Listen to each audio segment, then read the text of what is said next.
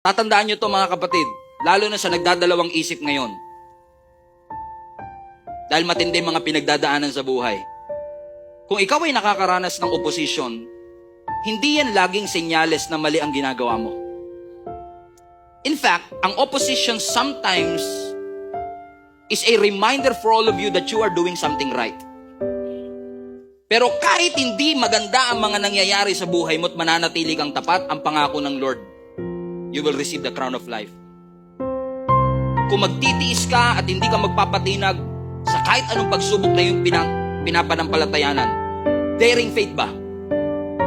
Na kahit parang illogical, pwede mo sabihin, dati nung hindi ako nagsisimba, mas lalong okay pa buhay ko, balik na lang ako doon. Kung magpapatuloy ka, even to the point of death, even to the point of bankruptcy, even to the point of sickness, even to the point of issues and struggle, ang sabi ng Panginoon, ang mananatili hanggang wakas. Be faithful until the point of death, and you will receive the crown of life. That's daring faith. Because you are taking bold steps to the new level of your life. At ang boldness, it requires courage for you to step in and step out of your comfort zone.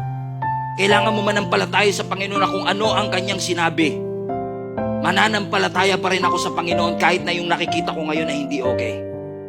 Because they kept on believing that Jesus Christ rose again from the dead. Amen? Bago si Jesus Christ, hindi naman sila ginagalaw eh. Pero nung nabuhay na maguli ang ating Panginoong Hesus and they kept on preaching about Jesus Christ, isa-isa silang nawawala. Ang mga kaibigan nila, unti-unti yung pinapatay. Ang simbahan, pinapatikil, pinapasara. Pero sabi ng Panginoon, I know your suffering.